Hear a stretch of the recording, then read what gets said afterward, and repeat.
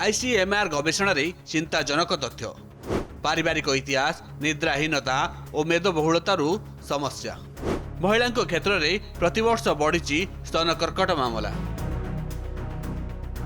विगत किछि वर्ष मध्य भारत भली जनबहुल देश में महिला मानक मध्य स्तन कर्कट मामला निरंतर भाव वृद्धि पाउछि। सांप्रदायिक तथ्य अनुसार प्रतिवर्ष प्राय 6% हार में नूतन मामला सामना को आसुछि।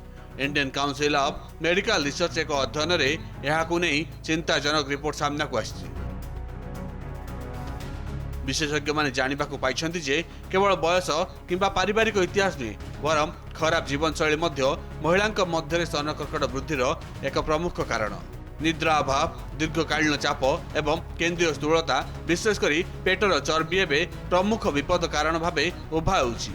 चिंतार विषय होउछि 35 रु 50 वर्ष बयसर महिला मध्य स्तन कर्कट रोग द्रुत गति वृद्धि पाउछि। जानतु एनी अधिक तथ्य। निद्रार अभाव शरीर में प्राकृतिक जैविक घंटा को बाधा पहुंचाए। यह मेलाटोनिन हार्मोन स्तर को प्रभावित करे। निद्रा पर्याप्त नहेले शरीर रोग प्रतिरोधक शक्ति दुर्बल हो पारे। अस्वाभाविक कोष गुड़ी को दूर करने क्षमता ह्रास पाए। पेट चारिपाखरे जमा होइतवा चर्बी को विपदपूर्ण बोली विवेचना करा जाए। यही चर्बी प्रदाहजनक कारण सृष्टि करे। इन्सुलिन प्रतिरोध को वृद्धि करे। ऋतुस्राव पर शरीर चर्बी महिला मध्य इस्ट्रोजेन प्राथमिक उत्स हो जाए। पेटर चर्बी हार्मोन रिसेप्टर पॉजिटिव स्तन कर्कट रोगर विपद को वृद्धि करिपारे। वर्तमान महिला मान क्षेत्र में जो कैंसर सब होची वर्ल्ड वाइड आम जब देखा कार्सिनोमा ब्रेस्ट कैंसर ब्रेस्ट हूँ नंबर 1 लीडिंग कज। आम भारत में भी यहाँ गोटे लीडिंग कज कैंसर आउ सेकेंड ब्रेस्ट कैंसर पर सर्वाइकल कैंसर आसुची। ये जो कैंसर धीरे धीरे ग्रेजुअली यार इंसिडेंस बढ़ी बढ़ी चलती। प्रमुख कारण है आमर जीवन शैली परिवर्तन। पर्टिकुलाली आमर एबे देखा जाउची जो मासिक ऋतुस्राव अर्ली मेनार्की स्टार्ट हो जाउची बहुत कम एज रु। जेते दिन धरी आम बॉडी रे गोटे हार्मोन सिक्रेट हुए एस्ट्रोजेन हार्मोन मोस्ट प्रोबाब्ली सेटा गोटे प्रधान कारण। जेते दिन धरी कि बॉडी एक्सपोज रहिबो एस्ट्रोजेन हार्मोन को सेते incidence carcinoma breast cancer breast हबार चांसेस बेसी रहिबो। ता पई कोन दरकार आमे आमर शीघ्र मेनार्की बा जो मासी प्रथम ऋतुस्राव जो शीघ्र आरंभ हो जाउची अति 10 वर्ष 11 वर्ष एज रु। एबे मैरेज ता धीरे धीरे लेट एज रे मैरेज होची एवं मैरेज ता बड़ कथा नो जो तांकर जो चाइल्ड बार्थ सेटा एकदम लेट एज रे होची। सो जेते लेट एज रे हो सेते अधिका दिन एस्ट्रोजेन रो एक्सपोजर रहिबो बॉडी जोथ पई कि एटा गोटे प्रमुख कारण। द्वितीय कारण हैला हमर मेदबहुल स्ट्रेस एनवायरमेंटल चेंजेस ये सब गुड़ा हूँ प्रदूषण ये सब जिनस बर्तमान प्रीडिस्पोजिंग फैक्टर्स रहिलानी। कैंसर ब्रेस्ट जदि आमे ताकू इन्सिडेंस तो निश्चय रहिबो। कैंसर ब्रेस्ट को तो बंद करी होबनी कैंसर ब्रेस्ट हबो किंतु आम पाखरे बर्तमान अच्छी जदि आमे ताकू अर्ली स्टेज रे केमती ताकू डिटेक्ट करिबा ताहले आमे बहुत परिमाण रे ए रोग को आमे डिफिट करि परिबा। आमे तार ट्रीटमेंट देई परिबा।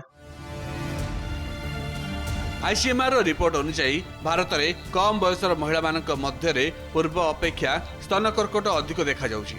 यार कारण सहरांचल जीवनशैली विलंबर विवाह एवं मातृत्व कम स्तनपान अवधि निद्रा अभाव एवं स्थूलता।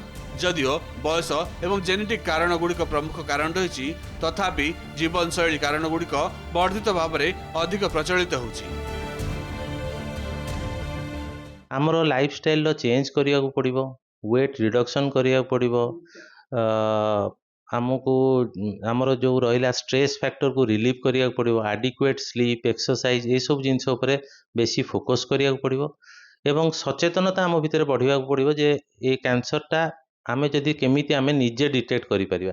सेथिपई आमे कहूचे 35 वर्ष पर प्रत्येक स्त्री लोक तांको निजर ब्रेस्ट को निजे पाल्पेट करिवे। सो सेल्फ पाल्पेशन गोटे मेथड आमे एबे कहूचु तांको अवेयरनेस करूचु सो दैट तांको जदि से माने किछि परिमाणर एबनॉर्मलिटी निजे फील कले ବ୍ରେଷ୍ଟରେ କୌଣସି ଗୋଟେ ମାଂସ ବଢ଼ିଲା ଭଳିଆ ଲାଗିଲା ବା କିଛି ଗେଟାଳିଆ ଲାଗିଲା ତାହେଲେ ଇମିଡ଼ିଏଟଲି ସେମାନେ ଆସିକି ମେଡ଼ିକାଲର ପରାମର୍ଶ ନେବେ, ହସ୍ପିଟାଲରେ ପରାମର୍ଶ ନେବେ।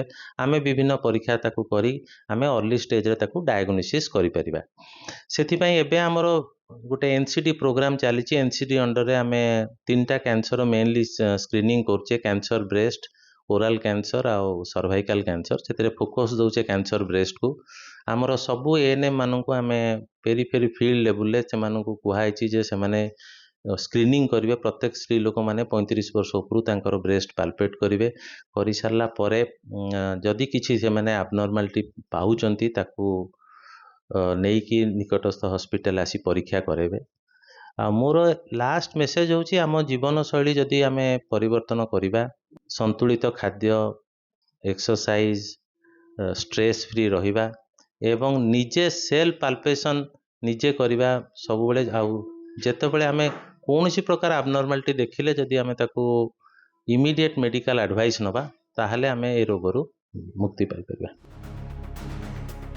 ସ୍ୱାସ୍ଥ୍ୟ ବିଶେଷଜ୍ଞଙ୍କ ମତରେ ସ୍ତନ କର୍କଟ ରୋଗର ବିପଦକୁ ସମ୍ପୂର୍ଣ୍ଣ ଭାବରେ ଦୂର କରାଯାଇ ପାରିବ ନାହିଁ, ତଥାପି ସ୍ଥୂଳ ଅଭ୍ୟାସ ଗ୍ରହଣ କରି ଏହାକୁ ଯଥେଷ୍ଟ ହ୍ରାସ କରାଯାଇପାରିବ।